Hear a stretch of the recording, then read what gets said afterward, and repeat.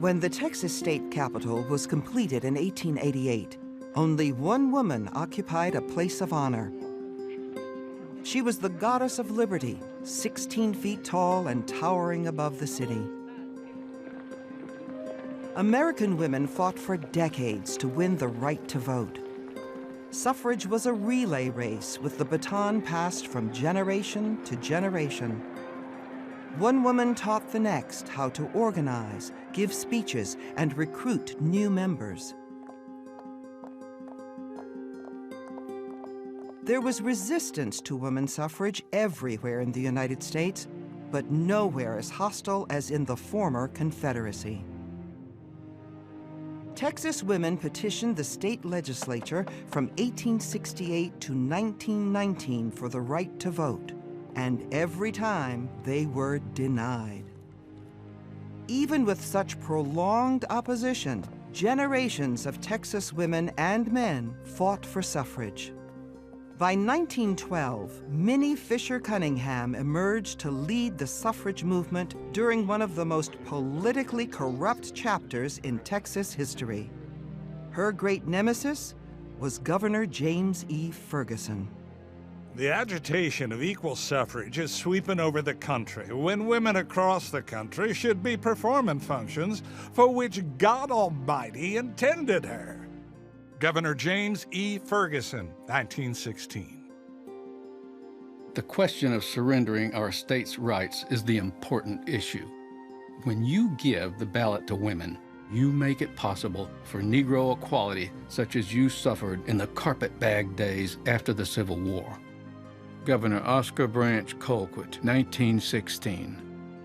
Resolved by the people of Texas in convention assembled, that the resolution introduced in this body recommending the incorporation of women's suffrage be expunged from the journals of this convention. Delegate Stillwell Russell, 1875.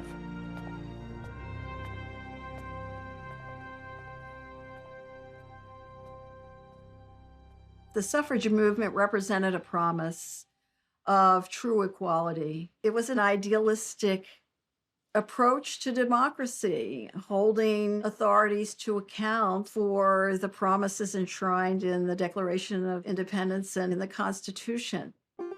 The words themselves, although noble in the context of human history, lacked a basis in reality. Freedom to own property, freedom to do with that property what you want. Freedom for white men often meant slavery for people of color. It took a civil war and over 700,000 American lives to put an end to legal enslavement. The post-war government attempted to forge a new equality. The 14th Amendment of 1868 granted citizenship to all persons born or naturalized in the United States, including the formerly enslaved. The 15th Amendment of 1870 extended the vote to black men, but women were excluded and black men were disfranchised by voter suppression and intimidation. Remember, Texas was a one-party state for the most part. The masses of white vote Democrat, blacks voted the Republican Party, but there were only a few of them. The Republican Party was still the anti-slavery party of Lincoln. The Democrats governed to enforce the racial hierarchy of the old order.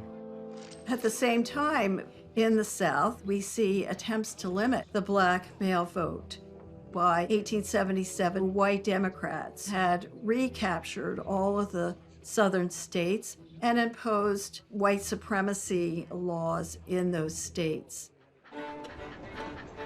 In several western states, women had the right to vote. But suffragists set their sights on a federal amendment to grant all women the vote. They had to win allegiance in the South to gain the requisite number of states to pass a federal amendment.